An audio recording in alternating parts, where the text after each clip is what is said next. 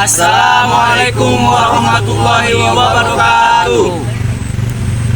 Kami mahasiswa Fakultas Pertanian Universitas Islam Sumatera Utara ingin menyampaikan materi mengenai tanah insektisol dari mata kuliah kesuburan tanah. Kami dari kelompok 2, adapun ketua kelompok dari kelompok 2 ialah saya sendiri, yaitu Muhammad Doris, dan teman-teman saya. Nama saya Kuku Mulya Dharma. Nama saya Muhammad Agung Praditya. Nama saya Eka Purwosubekti. Nama saya Rahmat Hidayat Panjaitan. Baiklah, kami akan menyampaikan materi mengenai tanah insektisol, yaitu berada di Fakultas Pertanian Johor, tepatnya di Medan Johor.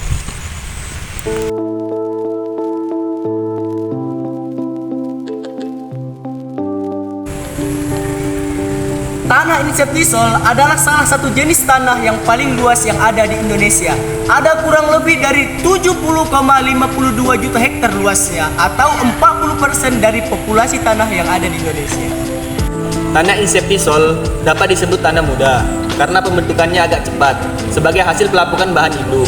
Tanah insektisol mempunyai kandungan liat yang rendah, yaitu 8% pada kedalaman 20-50 cm.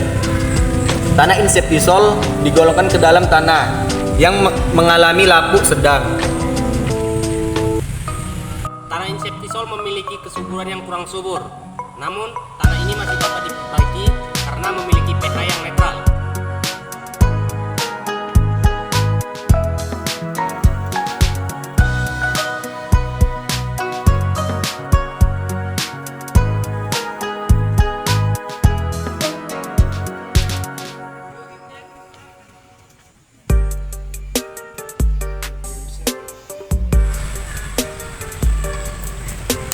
Dalam aspek budidaya, tanah insektisol dapat ditanami oleh berbagai macam tanaman budidaya.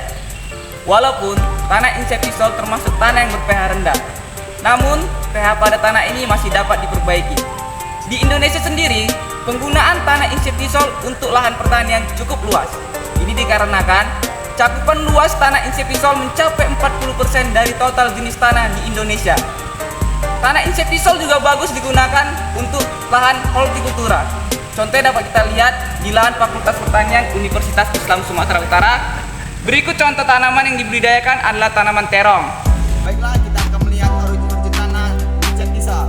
Berikut ini tanah insektisol yang paling atas disebut topsoil karena memiliki bahan organik yang tinggi dan warnanya hitam kelabu. Dan di bawahnya ini tanah insektisol yang disebut subsoil karena memiliki bahan organik yang rendah. Baiklah, sekian materi tentang mengenai tanah insektisol yang dapat kami sampaikan. Kurang dan lebih kami mohon maaf. Wabillahi taufiq wal hidayah. Wassalamualaikum